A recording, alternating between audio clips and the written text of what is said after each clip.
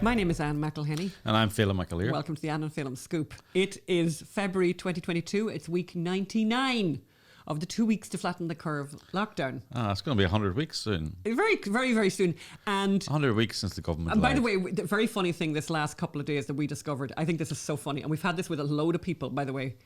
There is a mask mandate outdoors in Los Angeles County. Outdoor mask mandate. None of us knew it. In LA County. None of us knew it. But we just recently, I don't know who it was, explained it to us, but anyway, there is a mask mandate outdoors in Los Angeles. And just to tell people, LA County is not like, Travis County, whatever, or this. LA County incorporates. It's the biggest populated county in America. In the world. Like I think it's got 15 million or 8 million people. I think there might be a county in China now that might have an awful lot of people in it, Phelim. Do you know, given the fact that they've got like 1.5 billion people living there or some. But anyway, here's the thing, and there's a cat, by the way. That's Mr. Top Cat. Who, if you can see him there, he's not limping noticeably. Did you see that? Let me make sure he doesn't drink your water. That's all water, so you can have that. But he's not limping considerably. But I just to talk about the mask mandate, we want to show you 3 photographs that tell you everything you need to know about masking and the science behind masking. Here's the 3 photographs. The first 2 are from LA County, by the way. Here is our governor, Gavin Newsom. Yes. And there's our governor, Gavin Newsom, and there he is with Magic Johnson. Magic Johnson, who I think has some comorbidities. Just going out on a limb on that one. And can I just check? I don't want to slur someone. I'm just saying he's got a bit of weight there. I think he has a little bit of weight there. And then we also have Mayor Garcetti. Can I just say something about Magic Johnson? Yes. Right. Magic Johnson, yes, he's HIV positive. And he's HIV positive. So his immune system is compromised. No doubt about it. Right? Plus, as we see, I think he's what one would say delicately is a larger gentleman. But also moving on, just quickly, we haven't even got to the teasers yet. There we also have Mayor Eric Garcetti, who is about to be the ambassador to India. Yeah. And I feel I made a very good point, because when people pointed out that Mayor Garcetti was not wearing a mask, he said he was holding his breath when the photograph was being taken. Doesn't look like he's holding his breath there. And Phelim, what did you say to that? Holding your breath would be very useful when you go to India. Boom, boom. Now behave yourself. Although, in my defense, when he was appointed or nominated to be ambassador for India, I did tweet imagine being in a city full of beggars, homeless and awful smells, and then being appointed ambassador to India. That's right. Boom, boom. Because, by the way, there's probably more typhoid in downtown LA thanks to Mayor Garcetti than there is in India. It's true. It's true. So I said, by the way, just when I was introducing this section, I did mention that there was the science of masking in 3 photographs. So here's the 3rd photograph, and here we have Stacey Abrams. And just to say about this photograph, so this is a photograph of her. Really, it almost this is a kind of photograph that it doesn't need a caption, but I will point out again, just for anyone who didn't notice, she might have a couple of comorbidities there, but my caption, I put this out on Twitter, and my caption on this photograph was privilege. And for those of you who are listening rather than watching, this is Stacey Abrams in a classroom full of children. Little children, all of whom are wearing masks. The teachers in the background are all wearing masks, and Stacey Abrams is not wearing a mask. And she's sitting right plonk in the middle of them, and plonk is the appropriate word. And I think, we in the past, we've talked about the hypocrisy, but talking to Magda this morning, it's actually, the important point of this is they don't believe the so-called science. Yes. Yes. Yes. If she believed what she is, and she's, by the way, she is a complete mask zealot. She is constantly pushing masks. So it's quite interesting. But if she believed it, she wouldn't put herself in that position. And the same with Garcetti, the same with Newsom. So even the CDC don't believe it. I mean, we'll put the headline up now, but there's a story there where the CDC were recommending not mask mandates in the classroom, and then the teachers union got on to the White House, and the White House got on to the CDC, and the emails are there, and they changed their scientific recommendation following pressure from the teachers union. So this is not science, this is politics, and this is dirty politics. Yeah, we've another example of something very similar to this later on in the show, but tell us what else we're dealing with today, Phelim. Well, we're going to talk about Joe Rogan and Whoopi Goldberg. You mean Karen Johnson? Sorry, I mean Whoopi Goldberg. Karen Johnson. Karen with a C. Oh, she's not Karen with a K then. Funny enough, she's Karen with a C, Karen Johnson. I just think that is hysterical. I never knew she had changed her name until this all happened. Anyway, that's one of the things we're going to be talking about in a minute. Also, Planned Parenthood are getting very, very worried about SCOTUS, and they're doing everything they can to keep their industry alive. Including spending a lot of money. Including spending a lot of money. We're going to talk more about that in a minute. And you may know him from Five for Fighting, but later on, but we know him because he wrote the beautiful song for our Gosnell movie. Later on, you're going to be talking to John Ondrasik. You're gonna interview him immediately after this. We're going to slip it in to the show. But I am actually dashing off after this show because I have to go to DC and Philadelphia for a top secret project. Top secret project. Boom, boom. More of that coming up very soon. Yeah. And climate change liars at the New York Times. We got 2 stories from the New York Times about climate. Yeah. One about liars and one about the fact that... These lies are making people crazy. Yeah, and exactly. And they can't work out why they're making it crazy. That's a good one. And Ireland of the welcomes? Not really. Oh my God, my country. And we have a movie recommendation. We went to see a movie yesterday that we would recommend to you, highly recommend to you. And we have not a recipe this week, but we have... we're going to do the same thing that we did with the lobster. We have a lemon issue, and we'd like some suggestions of what to do with them. I know what you could do. Oh, no, don't say that. I know. If you've got lemons, I know what you could do. The one thing that we don't want anyone to tell us about is make lemonade. And by the way, you know the main reason I don't want anyone to tell us how to make lemonade is because lemonade, and correct me if I am wrong, lemonade is full of sugar. It's flavoured sugar. So I would also prefer any recipes that don't involve an enormous amount of sugar. Before we get into the main podcast, I just want to say, I want to let you know about this Fox Nation documentary on Hunter Biden. It's very, very, very good. They've done a lot of research. It's a very dramatic story, as we know. Our own director of our movie, Robert Davi, appears. Yes, Robert Davi is in the documentary. It's on Fox Nation. It's a multi-part documentary. It's jaw-dropping, and this is why we are making the My Son Hunter movie, because the Hunter Biden story is a jaw-dropping story of privilege, a jaw-dropping story of corruption. And one of the amazing things is a lot of people, and we're highly recommending the documentary.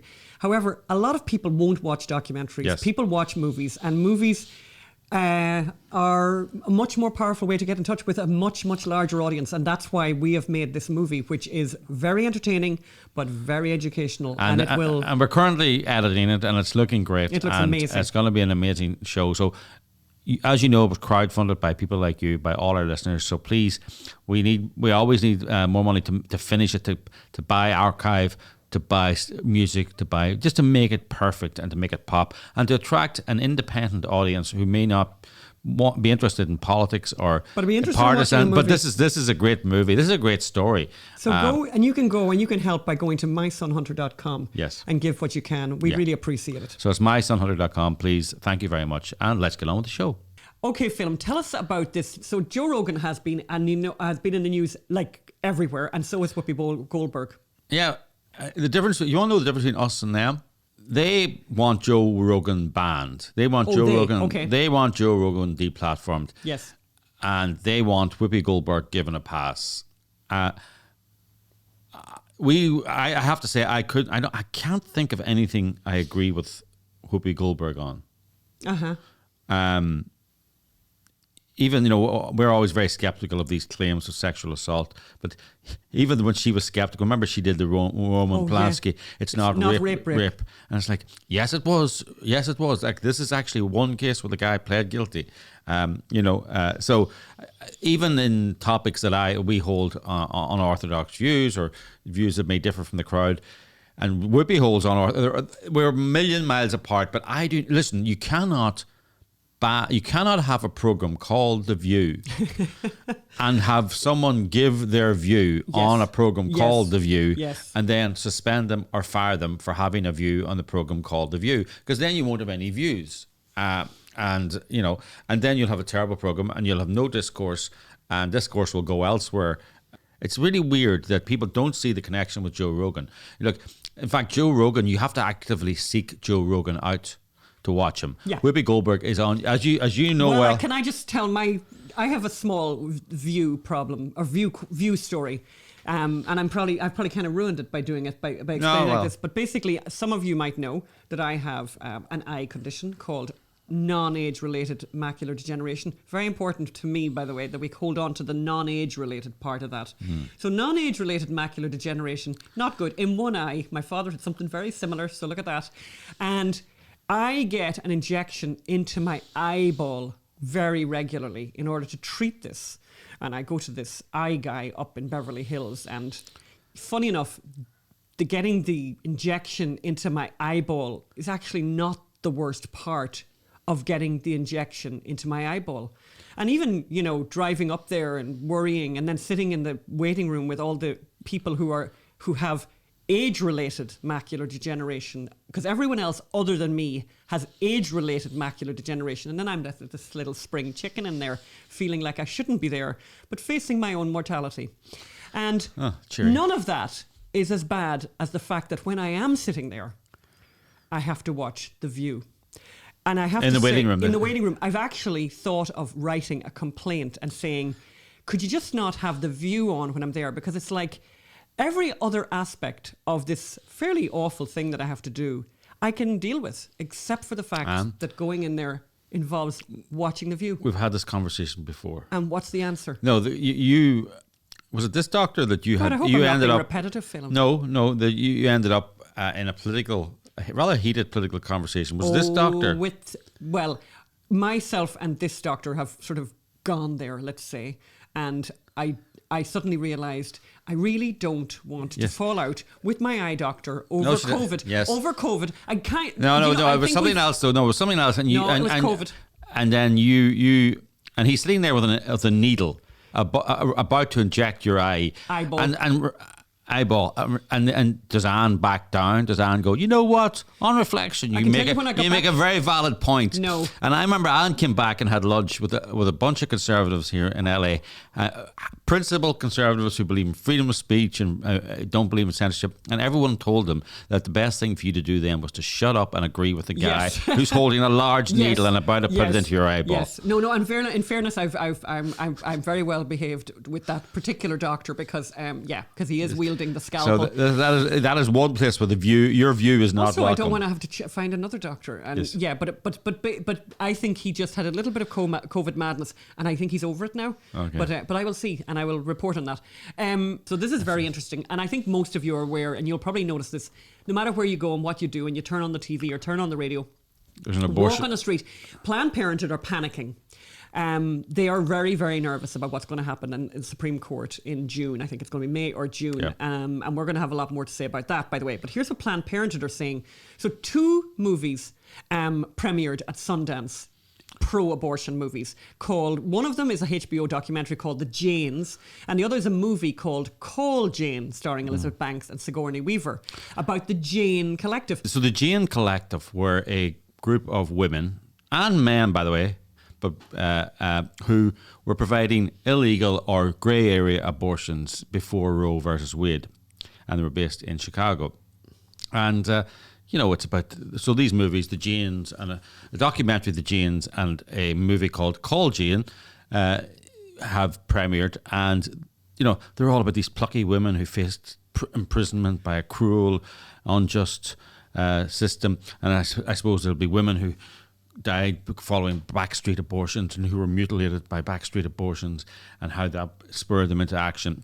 However, I imagine that both the documentary and the movie about the Jane Collective will brush over or ignore one rather famous aspect of the Jane Collective, which we know quite well, actually. Indeed. So the Jane Collective were going to do a bunch of abortions for women in Chicago on Mother's Day. I think it was 1973. Mother's Day, isn't that cute? And the authorities in Chicago found out about it, so they were concerned about that. So they arranged for the women to be bused to Philadelphia to the clinic of a certain Kermit Gosnell. who we've written a book about, made a film about. So they bust these women to his clinic, and the method of abortion that they were going to use was this new type of abortion. Invented by a guy called 𝙎𝙤𝙤𝙘𝙗, whose qualifications, by the way, 𝙎𝙤𝙘𝙗's qualifications were that he had a master's in theatre studies. Theatre studies, yeah. But he was a famous abortion advocate, activist, and provider. And he had this thing of... He designed this thing. Of a super coil, which would go inside the women's uteruses to dismember the babies inside. And it would expand with the heat. Basically, it mutilated many, many women. And by the way, it's not as if this was a technology that was used and well researched. And in fact, as I tell about this coil, it just sounds horrific. But even the abortion movement at that time felt it was horrific. So we had this bizarre situation where these women were bussed to Kermit Gosnell's clinic and the abortions were about to be performed. Local pro-abortion activists picketed and protested his clinic to try and stop the abortions. And they were right, by the way. Many of the women were mutilated. Some had their uteruses removed. Some of them had to undergo emergency surgery. There was a massive investigation into it. So this is the mutilation of women, and this is a mutilation of women that even abortion activists knew would happen. But they went ahead anyway because they wanted them. They used these women to make a political point. Mm-hmm. And also, they filmed it for a TV documentary without the women's consent. That was another thing. So these women, they didn't care about these women. They didn't care about their lives. It'll be so interesting to see if the HBO documentary covers this. Yes, it will, won't it? I think it's interesting that obviously the HBO documentary did premiere at Sundance. No one mentioned the Kermit Gosnell connection, so I would go out on a limb here and say that they might have just brushed over that. Yes. But what we're looking at here is Planned Parenthood panicking. It may overturn Roe versus Wade. And the decision will be declared or will be broadcast, published in May or June. Yes. May or June coming up now. So there's this massive ramping up on behalf of Planned Parenthood to influence that decision. As I said, 2 films that pro-abortion films that premiered at Sundance, and now Planned Parenthood have an art installation coming your way. Yeah. Have a listen to this little piece from them. Well, I went down to the Supreme Court and I took back what they stole from me. The Supreme Court has left us in the dark. Planned Parenthood is going cross-country to shine a light on our rights. And they're going to raise a ton of money to send this art installation around the country. And I just have to read this because I just think you can't make this stuff up. I'm taking this from Planned Parenthood's own sort of press release. Alicia Eggert, who is the artist behind this, is 1981, she, her. Sorry, yeah. Oh my God, you've just... Her. Just missed her pronoun. Is an interdisciplinary... I'm going to call for Anne McHenley to be banned from this podcast. Suspended for 2 weeks. I'm only getting going on her. Pay. Give me a moment here. Is an interdisciplinary artist whose work gives material form to language and time. Those powerful but invisible forces that shape our perception of reality. She has made flashing neon signs that illuminate the way light travels across space-time, billboards that allow forever to appear and disappear in the fog, and signs that reveal the relationship between reality and possibility. Do you know what she doesn't do, though? She doesn't show what an abortion actually looks like. I think it's kind of interesting, and I think it's a dilemma. Wouldn't that help you reveal the relationship between reality and possibility? Isn't it interesting, though? And I always think it's very fun. It's very kind of funny, actually, because Planned Parenthood have this art installation, and I'm thinking the big dilemma with Planned Parenthood having an art installation is the last thing that they could ever depict would be abortion or the realities of abortion. Mm-hmm. I mean, and obviously, by the way, pro-lifers, people who are anti-abortion, are also pushing out plenty of material. Look at this little video, and I hope we can... I know that the quality may not be brilliant here, but LifeSite put this out the other day, and it's a baby in the womb doing all kinds of flips. And I just think it's an absolutely fabulous little video. Just look at that video. It's playing over my voice now. I mean, just really beautiful, beautiful video.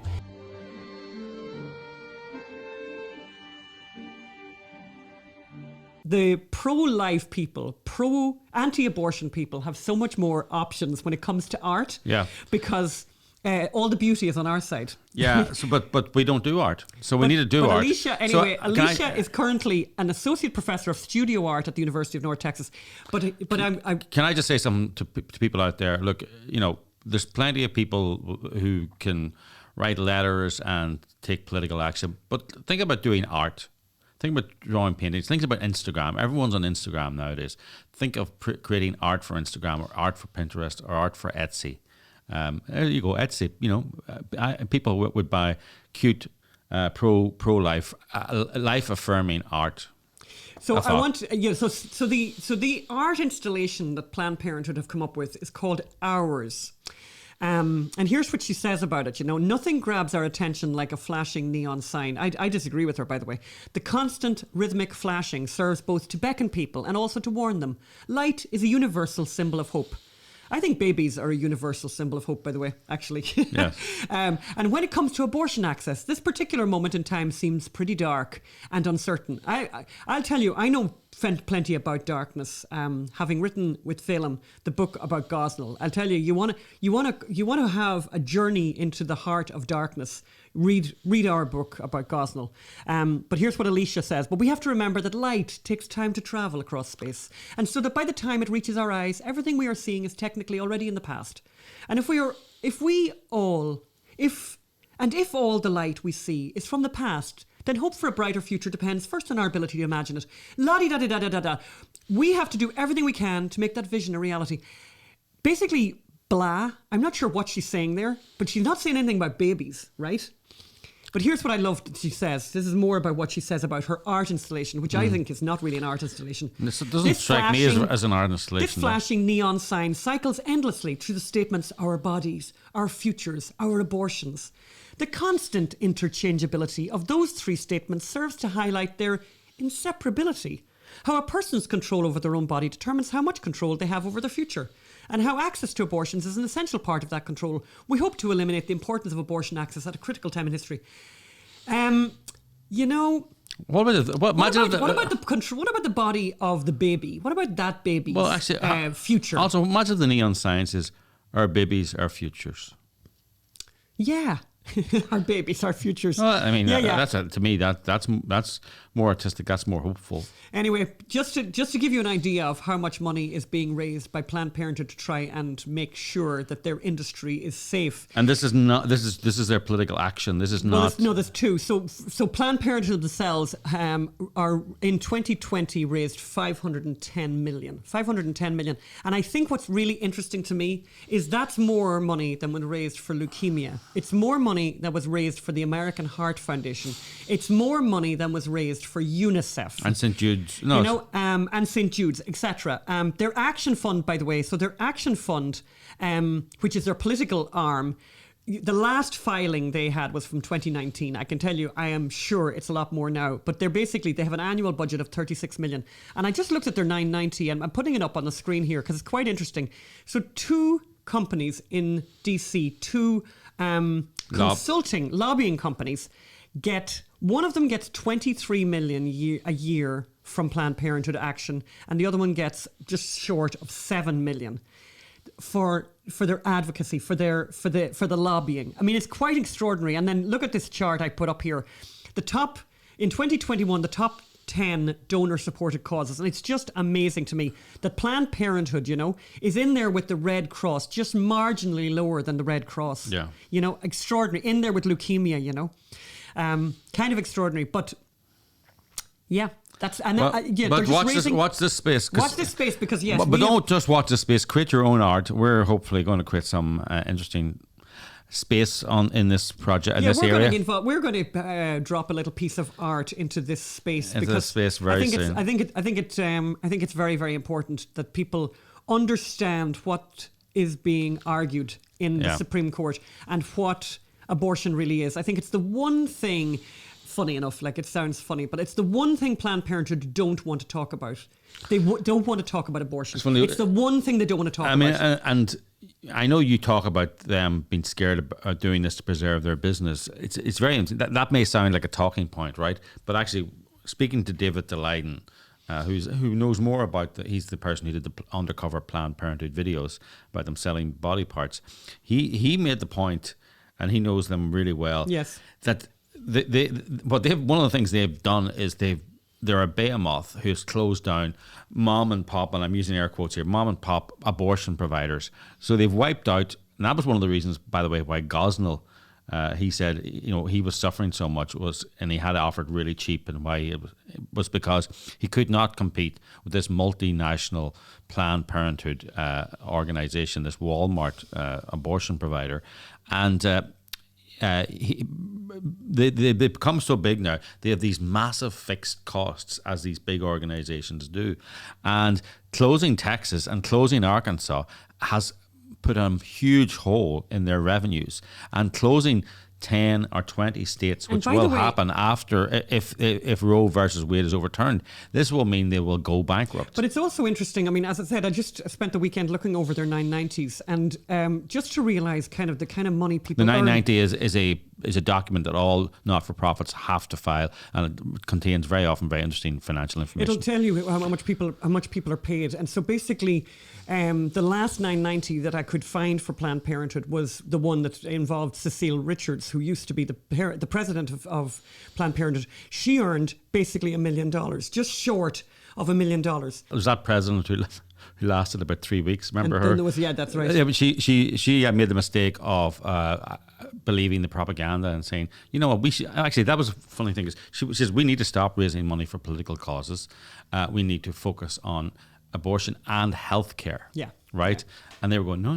That's not what we're about. We're all about abortion. Like, we don't care about women's healthcare. So she was fired very unceremoniously. So that's what they're protecting. We're going to go now to the John Ondrasik interview that you recorded earlier. He did the song for, talking of abortion, did the song for our Gosnell movie.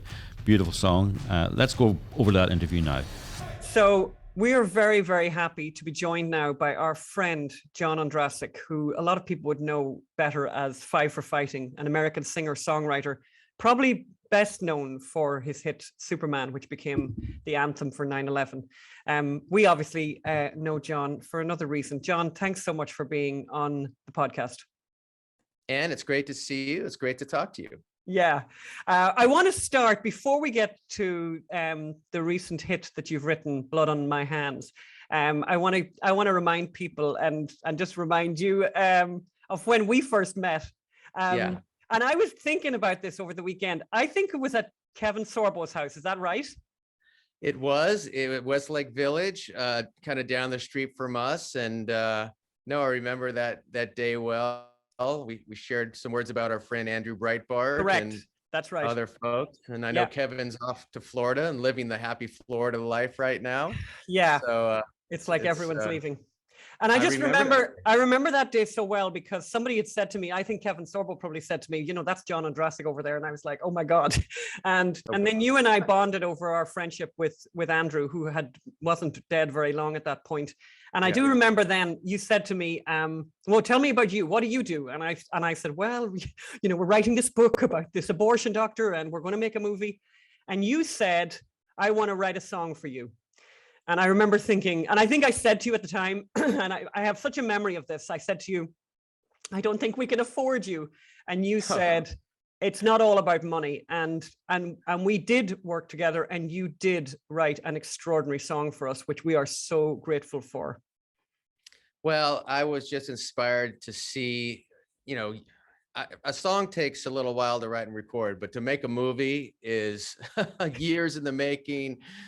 Passion, blood, sweat, and to watch you guys, not just Gosnell, but the other projects you work on are so important, so critical, especially in this time where there tends to be just one viewpoint out there and views are being suppressed. So I was so excited to be at that premiere with you and everybody, and Dean Cain and, hundreds of people, to see you realize your vision. And what a fantastic movie. I still get emails and people talk about your film and the song, and credit to you. Oh, thank you. And everybody who was part of Gosnell. Yeah, no, it was great, and I do remember that night at the premiere. It was so great that you were there, and you got to meet Jim Wood, the detective at the very center of the story. Yes. So it was everything about that was great, and we'll just play a little bit of that song now to remind people.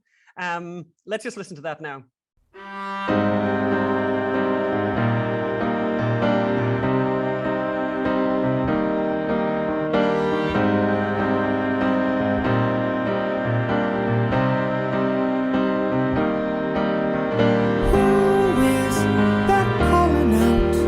That crying, do you wonder? Where do the guiltless go? Do angels know, Mother, Father? I have no gun, sweet guardian. Where should I go? Where should I go? We are the innocents. We righteous, unimpeachable. We are the innocents. We are the innocents, and we are you.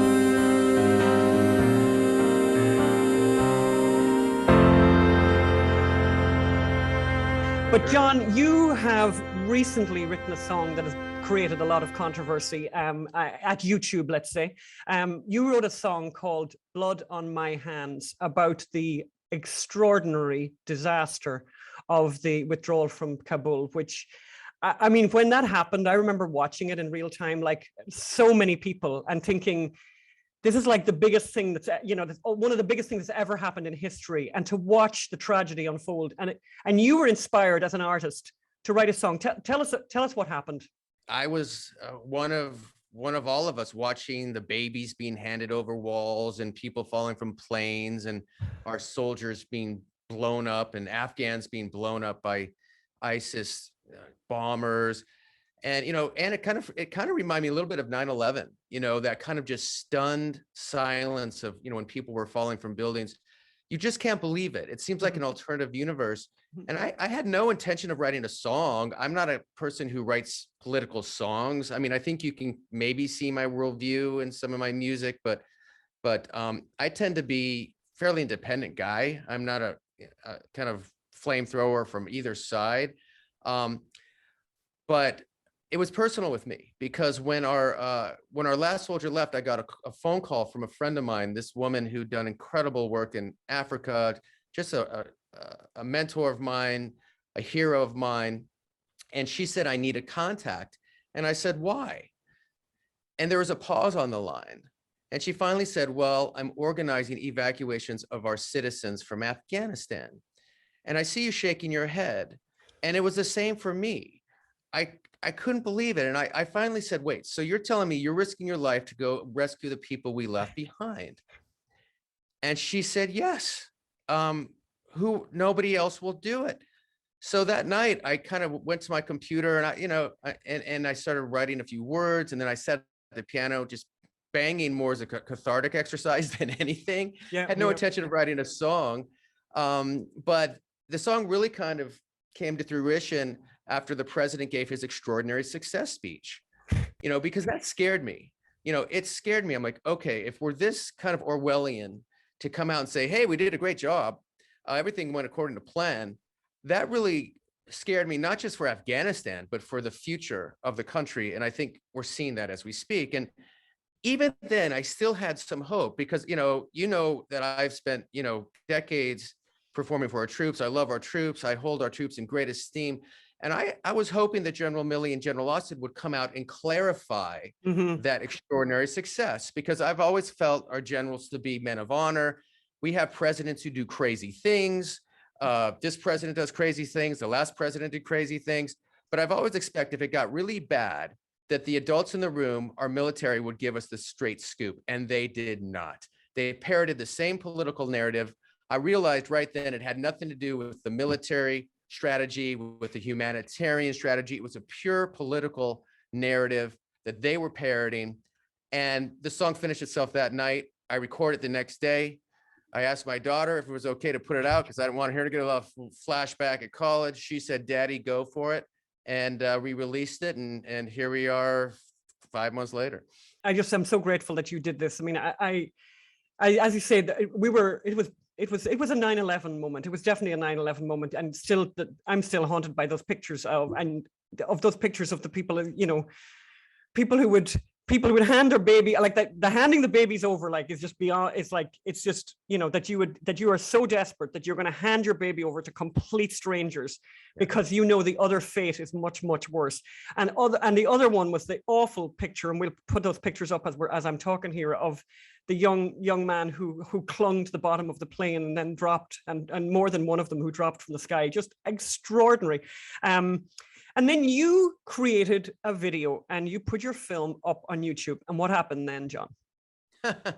Well, yeah, you know, when the song first came out, I really didn't know what to expect. Again, it was more just a scream of mine, you know, artistically. But I started getting a ton of emails from veterans, thousands actually. And they were all basically saying the same thing, like, thanks for saying what we're feeling. Because they were so outraged, they were ashamed, they were angry, they were frustrated. You know, I'm sure you're aware, and you've probably talked about how the suicide hotline for veterans skyrocketed, and is still, the PTSD is unending because there's been no accountability. Mm-hmm. So when I started playing live, I would see in their faces their pain and their shame.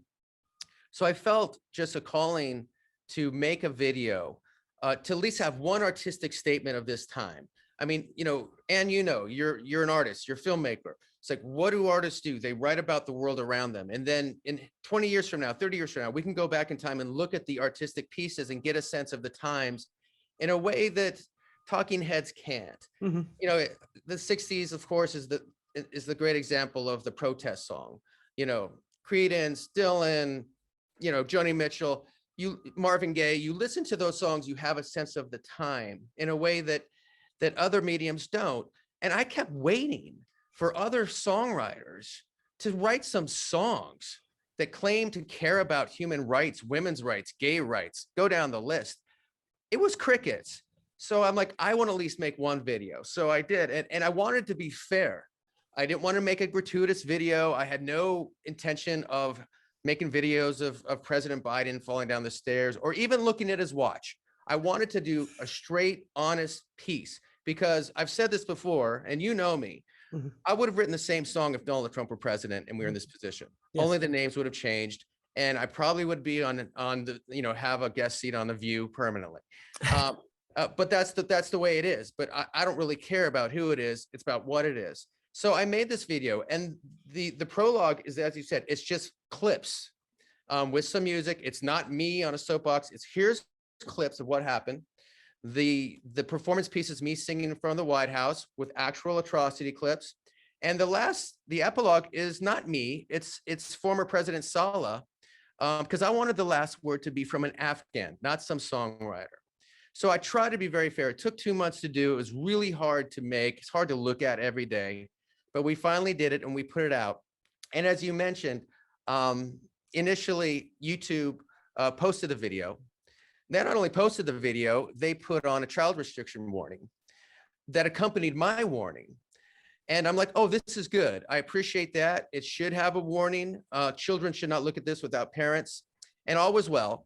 And the song started to gain traction. And for whatever reason, 10 days later, YouTube decided that, oh, this is not appropriate. And they took it down without asking me, without sending a letter, without any comment.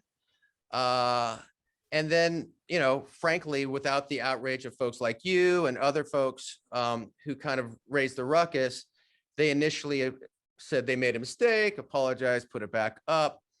But of course, there were dozens of other videos that had much worse atrocities than mine that are still up with no warning that they monetize. So it's just another example that we see. I mean, look, you've lived it for 20 years. You know, you've lived kind of the backlash of creating content that big tech and people in the media don't want people to see. So I got my little taste of it and whatever, you know, they put it back, but it's just another example of the culture, and it should be chilling to people. It is chilling. Yeah, it is chilling. And of course, we're obviously now recording this interview in the light of Joe Rogan and all of that's happening there. Yeah. It is chilling. These are the time, and it's frightening, and it's not American, and it's not America. And whatever happened to free speech? So what's happening now? I mean, I know that you're traveling all over the country. You're getting invited to places, and you're meeting veterans everywhere. What's it been like these last months? It's been exhausting, but it's also been fulfilling. And, there's certainly a lot of things that depress you. The thing that actually really made me the most depressed from the YouTube debacle was not YouTube. It was the response.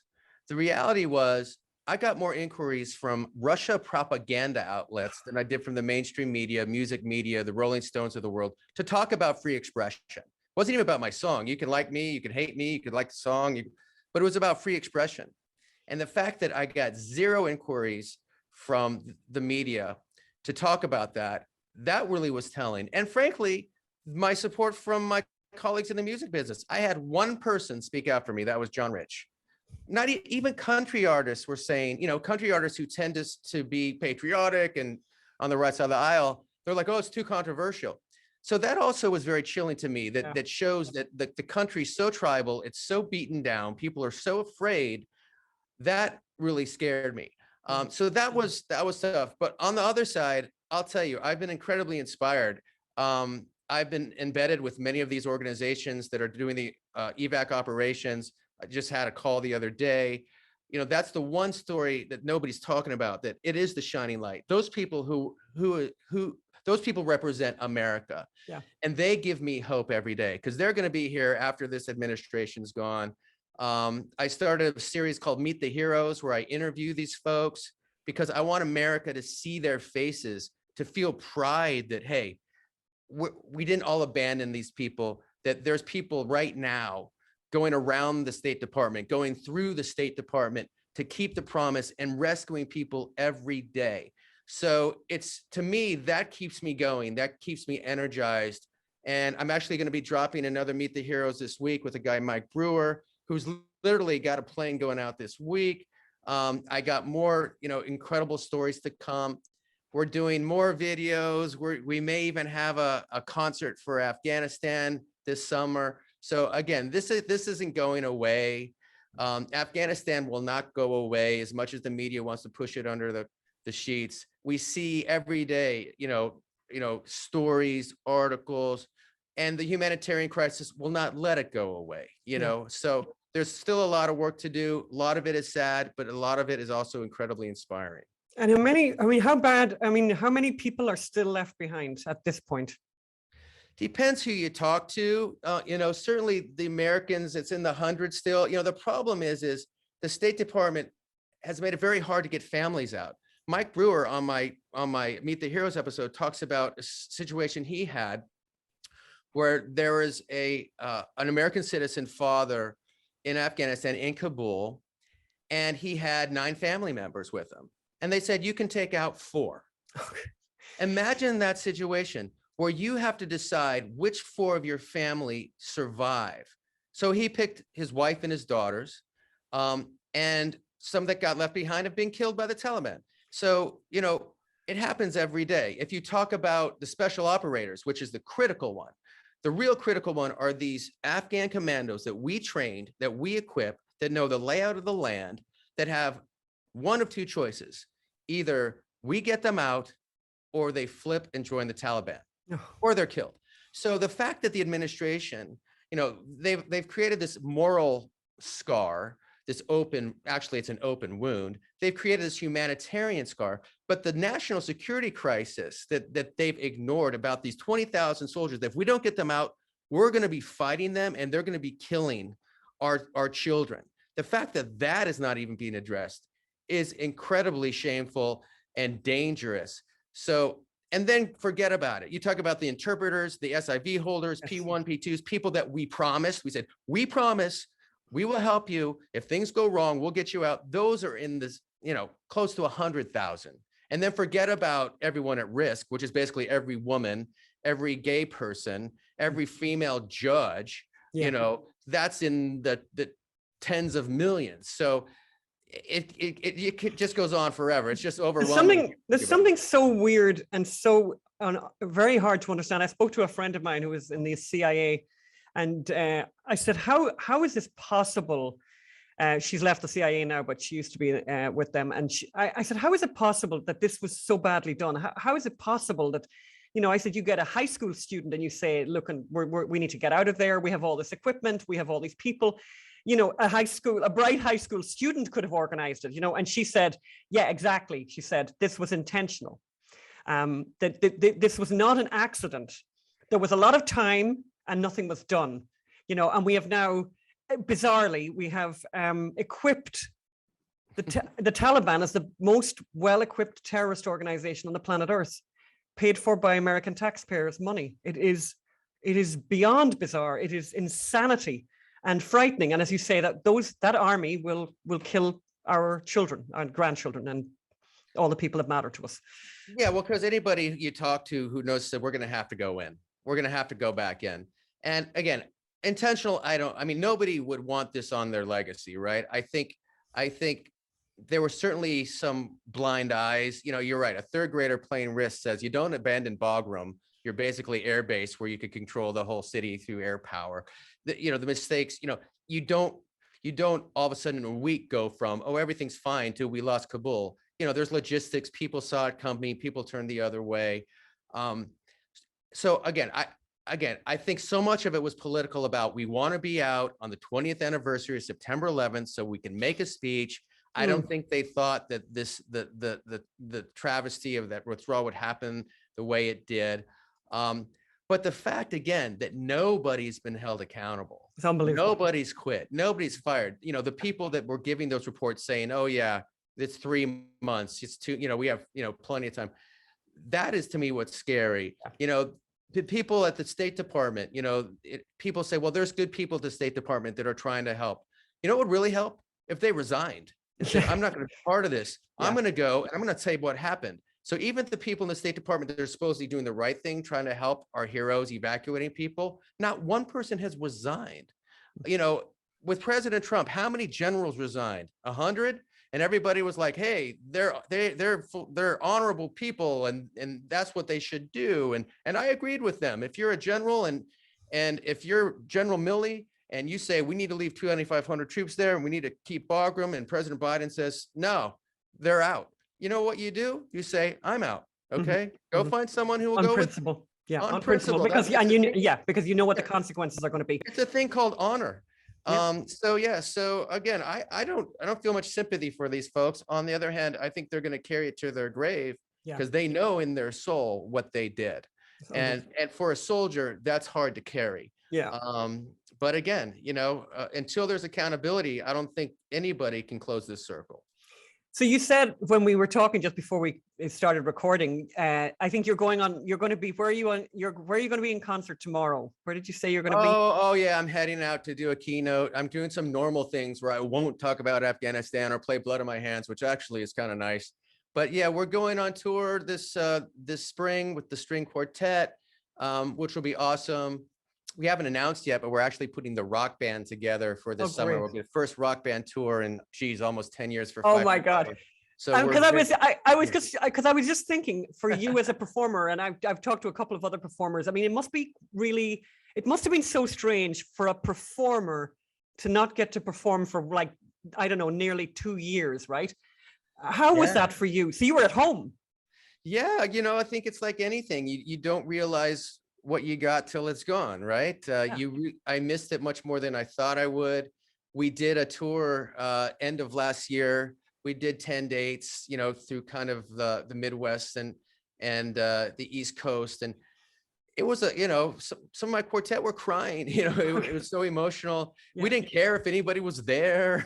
You know, it's so funny how the pandemic has just changed your mindset about the world. You know, I have a song called What Kind of World Do You Want? And I answer that question differently. And just to be playing with people and to have people there and to be sharing that experience, you know, again, I felt so blessed to be able to do it. And no, we're loading up on tour dates this year. People want to see music. We want to be together. The shows, my shows are very family friendly, and I will play Blood on My Hands in the concerts, but it'll be different. It'll be at the end. I always talk about it. I put it in context because I want people to feel comfortable and understand it's not coming from a political space, and most people do. So it'll be great this spring, this summer, and hopefully we don't have another variant that shuts us all down. Oh but my God. we'll just roll with it. Don't mention, no, John, do not mention the V word. We're not going to take it. Yeah, we're done with variants at this point. We have two last questions we ask everyone, John, at the end of our interview. One of them is a piece of art. It could be a music, it could be a poem, it could be a movie that's important to them. And the second one is a recipe, and it could be a cocktail that is your family favorite and that you're famous for. So take it away. God, there's so many influences, for me, one that jumps out at me, which probably nobody would ever guess, that really kind of got my juices flowing for music. And it was a Broadway show. It was actually The Wiz. I saw the original production of The Wiz at the Music Center in LA. And I came out of that thing just flying, and I went and saw it again, and I got the songbook and I learned them all. It's funny, even when I went to USC and I took a music theory class, and everybody was bringing in Chopin and Mozart and Bach, I brought in the score of The Wiz, and they thought I was weird. And I'm like, and I am weird, and I did not get an A in that class. But that to me, just the joy of music and expression that I came out of from that experience. My daughter actually did the show in summer camp, and it was just so wonderful to see. It brought it all back. So for me, that's a fun one. If folks haven't heard the music to The Wiz, get the original cast recording. Okay. Don't get the movie one. Get the original cast recording, because it is just so full of life and energy. Okay. Cocktail wise, well, it's a little snobby. But, Go there. It's a little snobby, but if you happen to be in Kona, go to the 𝙎𝙤𝙤 Resort, and go to the restaurant on top of the hill, and go to the bar on an afternoon and ask for the 5 for Fighting spicy margarita. Oh, and you will have the best jalapeno margarita you've ever had. You will sit there on the deck, look over the beautiful golf course and oceans of Kona, and enjoy Jeff's incredible, delectable, important, genius 5 for Fighting jalapeno margarita. Oh, that is so interesting. And by the way, when the pandemic started, I created a pandemic cocktail, which sounds very, very close. Lots and lots of jalapenos, muddled jalapeno, lots of lime juice, fresh lime juice, no simple syrup, nothing sweet, shaken up with, as I said, very hot, really nice. So I think there could be a meeting here for cocktails, I think, soon. We could do the taste test. Yeah, we could do it. We could do it at your place in LA, and then we can go to Hawaii, and we can have the margarita jalapeno. I have to do that. I've been to a lot of states in America. The one I haven't been to yet is Hawaii. This needs to happen. John, thank you so much for your time. We really appreciate you, and you are a real friend. We don't see you enough, but it's one of those things. When I met you that time, and you said, yeah, I'll write a song for you. And I kind of came away thinking, he's a really nice guy, but this won't happen. This doesn't happen. But I love that thing that people say, only in America, and only in America, and only with you. And it meant so much. And I remember sending you the rough cut. You said, send the rough cut, because I think I started texting you then a long time after that, when the film eventually was at that stage. And I sent you the rough cut.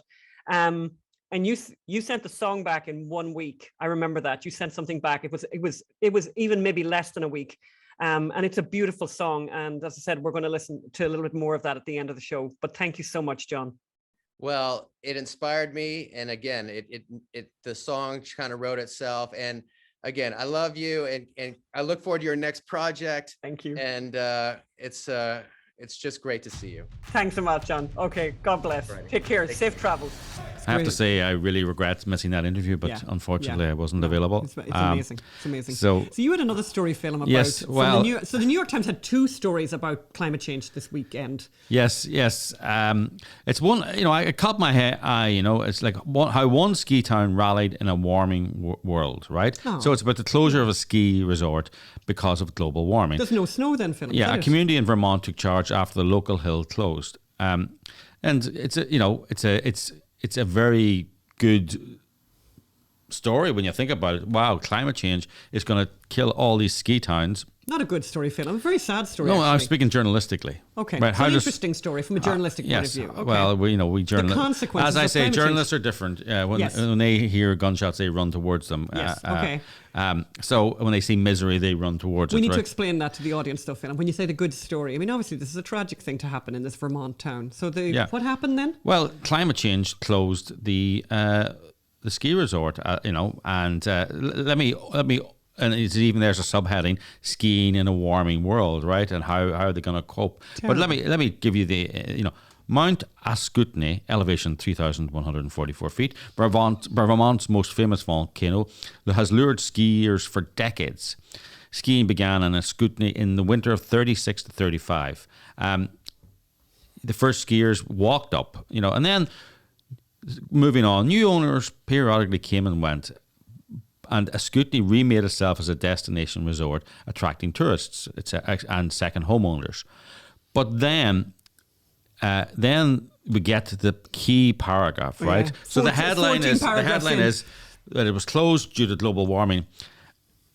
𝙁𝙁𝙃 resort was bedeviled by years of erratic snow level. Oh, years of erratic snow levels. Yes, in the 1980s, new ownership poured 55 million into lifts. Now, when you hear the word years of erratic snow levels, you think, recent global warmings.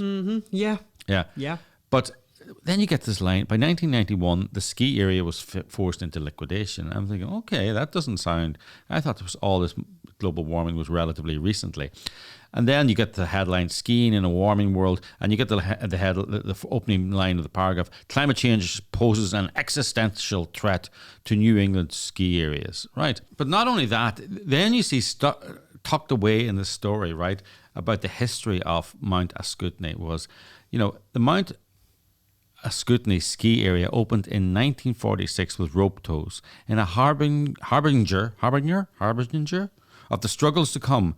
The ski area endured several poor winters and went bankrupt 4 years after opening. Oh, wow. Back in the 40s. I mean, yeah. Actually, 1950 it went bankrupt, and then it went bankrupt again in 1991. And it's like, it's got nothing to do with climate change. It's just one of those places that has very poor So there's snow. the New York Times telling lies again. But Yeah. it's not the only story this last weekend. Well, they're both connected. About New York, about climate change. So this other article caught my eye, which I just thought, and as I said, we always read the New York Times, so you don't have to. Climate change enters the therapy room. And this is actually kind of funny, but it's also really sad. Very sad. I find this very sad. 10 years ago, psychologists proposed that a wide range of people would suffer anxiety and grief over climate. And the story talks about a number of people. This is really sad. I mean, bear with me, because it is unbelievable, this. It would hit Lena Black in the snack aisle at Trader Joe's. A wave of guilt and shame that made her skin crawl. Something as simple as nuts.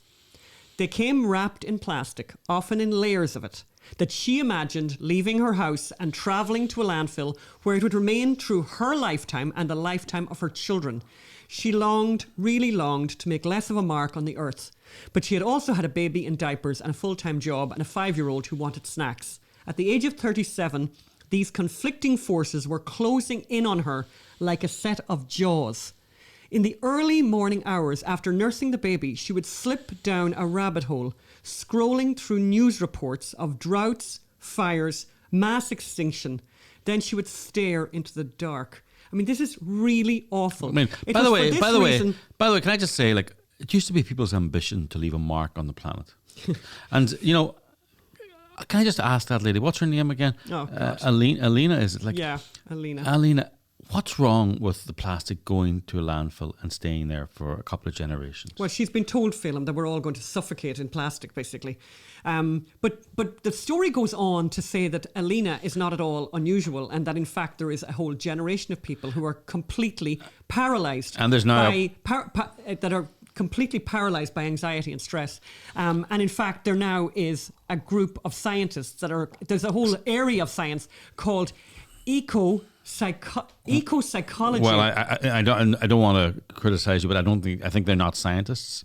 You know, they're psychologists. They're psychologists, perhaps making money, and that's Dr. Doherty up in Portland. He calls himself an eco-psychologist. But basically, what they're doing, what's happening is, I mean, it's obviously people are opportunistic and they're making a business out of this. But here's some of the people that are being treated: an 18-year-old student who sometimes experiences panic attacks so severe that she can't get out of bed; a 69-year-old glacial geologist who's sometimes overwhelmed with sadness when he looks at his grandchildren; a man in his 50s who erupts in frustration. I love this one, by the way. This is where the humour comes in, by the way. A man in his 50s who erupts in frustration over his friends' consumption choices, unable to tolerate their chatter about vacations in Tuscany. As somebody who lived in Tuscany, I wouldn't get on with that particular man. But I wonder how much of that is his inability to afford vacations in Tuscany. But the serious part of this, I don't want to dwell on this too much, but a recent research has left little doubt about how bad this situation is. A 10-country survey of 10,000 people aged 16 to 25. By the way, I've been talking about this for years. You remember that, Phelim? Yes. When we went around, when I used to be speaking on college campuses, I used to meet this pessimism and depression, and I thought, this is a real problem. So basically they did this survey, and it was published last month in The Lancet, that found startling rates of pessimism. Yeah. 45% of respondents said they worry about climate negatively affecting their daily life. 3/4 said they believe the future is frightening, and 56% said humanity is doomed. So well done, Democrats. Well done, progressives. Progressives, by the way, progressives. I always said should be called regressives, because there's nothing progressive about what they believe. By the way, well done, Boris Johnson too, and Carrie Johnson, who pushed this nonsense. So why wouldn't you believe it when conservatives such as Boris Johnson believe it? Apparently. So and talking of which, Céad Míle Fáilte, Ireland of the welcomes. I can't believe it. This is a headline in a newspaper called The Business Post, and it's written in Ireland, so it's an Irish newspaper. Yeah, it's written as if it's a good thing. Tourists to be provided with carbon calculators, right? So if you go as a tourist now in Ireland, you'll be given a carbon calculator, and you'll be able to calculate the carbon footprint of your holiday there. What a complete downer! Like, yeah. By the way, does that mean like if you have 14 pints of Guinness, right? The cost of transporting them and making them and all. I mean, it's what a way to make sure that no one will enjoy their holiday in Ireland. Well done, Ireland of the welcomes. It's absolutely extraordinary, unbelievable. So we went to see a movie yesterday, Anne. It's called American Underdog, and it's with our friend Zach Levy, and it's also with Dennis Quaid and with Anna Paquin, and it tells the story of Kurt Warner of the Rams. Yes. I think a lot of you out there who understand American sports will understand exactly and know exactly who Kurt Warner was. We didn't. So we came to the film actually very, very green. It's really, really wonderful. And it's a very family-friendly, faith-friendly film that we would highly recommend. It's available, by the way, I'm just going to say it's available, by the way, apparently on Row 8, Prime Video, Vudu Movie and TV Store and Redbox. Yeah. And it's one of those really good, feel-good, inspirational stories. Underdog story. Of this guy, Kurt Warner, who basically went from stacking shelves in a supermarket. Most valuable player, MVP in a Super Bowl final. So and in the Hall of Fame, a quarterback in the Hall of Fame. Don't, if you're watching at home, it's slower at the start than once you get. It takes a while to set up his character, set up the female love interest in that, and where he is. But once it gets going, boy, it gets going. So, and it's a movie it's one of those movies by the Erwin brothers that that have brought so many of those inspirational stories. Yeah. To the so as I say, don't let the slow start put you off. Once you give it a chance, and you will love it. So we don't have a recipe this week, but what we do have is a problem. So.